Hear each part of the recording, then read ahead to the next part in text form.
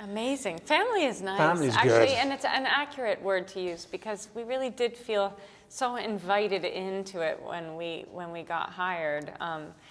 That the people at the helm, J.K. Rowling, David Heyman, and the director David Yates, they all worked on so many of these films. Obviously, J.K. Rowling created the whole thing. And so it did feel, it was like getting, marrying into a very lovely family. It was very, Same for you? Exactly the same. No, it was this amazing thing by which, because those people had worked on all the Potter films, there was this comfort. They were so sort of comfortable in each other's company, and they welcomed us in, and it felt like there was a freshness of our being given the freedom to do whatever we want, but at the same point there was this kind of great familiarity. And there was a buzz and excitement around too, because they were all getting to go back to that world too that they loved so much. Yeah. And a lot of the crew as well had worked on those other films, so it was a really great energy on set.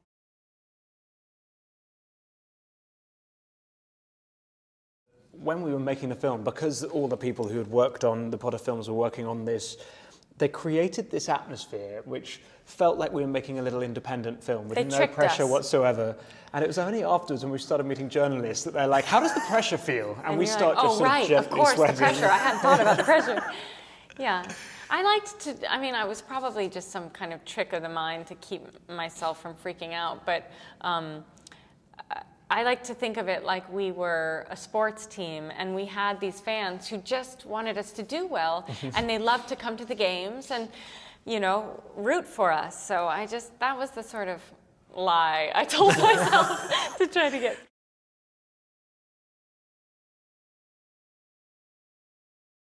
So it's all of the wonder and the magic and the heart of the Harry Potter films, but set in the 1920s.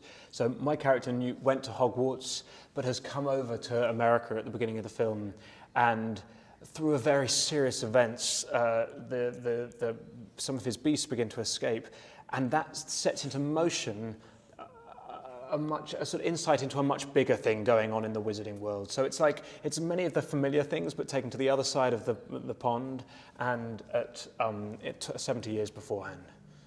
Does that make sense? Wonderful balance of the familiar and the new. That's much better. Exactly. Can we get there? Let's get to the point. No, I'm just kidding. I'm the rambler. You are very articulate.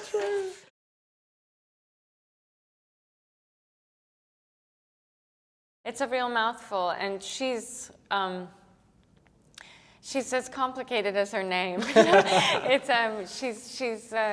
She's one of my favorite things about her is that she's simultaneously confident and insecure, and I feel like that's more true to life than that you are just one or the other. And most people have moments where they think, "My God, I really showed up in that situation, and I had courage." And then the next day, what went wrong today? Did I get out of bed the wrong side? I feel so scared of life. And she has that sort of mixture going all the time, and I love that about her. And I also love, when I first read the script, I really loved her journey. That at the beginning, she's really uneducated about fantastical beasts and is. Maybe even a little bigoted, judgmental of what she doesn't fully understand, and through the process of being exposed to them and seeing what they are through Eddie's eyes, she comes to a greater understanding, and I loved that journey and that growth.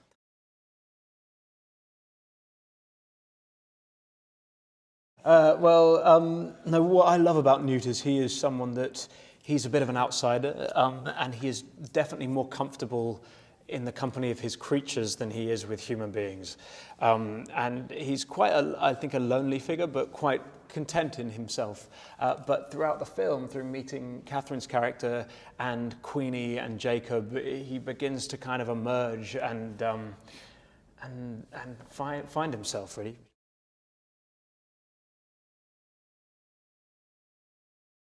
I mean, I suppose it's surreal, but I think it's a kind of hard thing to comprehend, On the one hand, we are just workers going to work and trying to do a good job, and it's almost, the scale of things certainly the sets were huge and glorious and amazing. And there were those moments when we were shooting where we had, like pinch me moments, but it was just so beautiful and extraordinary to be a part of it. But really, I feel like it's a hard thing to comprehend while you're working. We're just starting to sort of, or I shouldn't speak for you, but we're just starting to experience really how big it is now. We had a fan event, and they were Skyping in theaters full of fans from all around the world, and there was something about that experience where I thought, oh my goodness, yeah, they're everywhere. These people are so excited, and that was, I feel like in a weird way, that was the most overwhelmed I've felt. So we're just starting to feel it. Same for you? Yeah, well, for me, it was just the scale of what they had built in Leavesden. It wasn't shot in New York. It was shot just outside of London in a place called Watford, but they built 1920s New York, and they had cars from the 1920s. They had, as far as you could see down the street, there were thousands of extras in 1920s garb, and there was smoke coming out of the potholes. And I remember just standing there at one moment, and it felt like what you read about in the books of the golden age of Hollywood. It felt like a different era. Ben-Hur, Cleopatra, this extraordinary scale. Insane.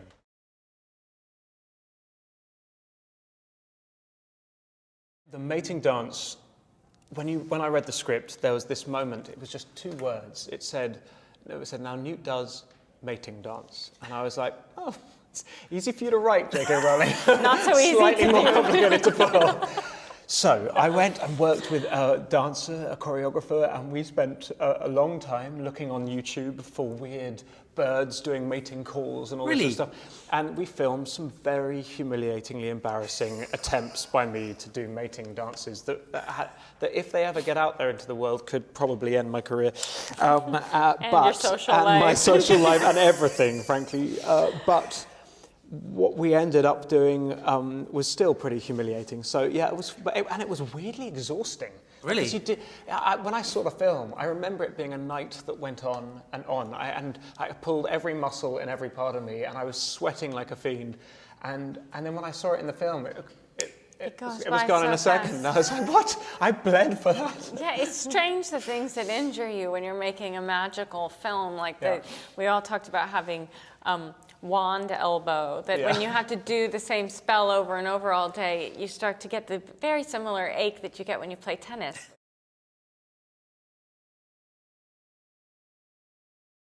We basically went and watched lots of the Harry Potter guys and just outright stole robbed their them. best bits. So I remember stealing a bit from Emma, in which she did a little turn as she was obliviating. I wanted to steal from Ralph Fiennes in some hardcore duel. He just got like that, but there wasn't an appropriate moment. I remember watching that duel between Rafe and Dan. I was like, do I do their names or their character names? Anyway, between Rafe and Dan, and it was something I hadn't really considered, was the force that the power that these wands have. So in the battle, I had a little duel with, I don't actually want to give anything away, but with someone in the film. And it was the energy that I thought, okay, I've got to remember just how forceful these things can be, but then they can also be very everyday, and you're just setting the table and you have to not think about it so much.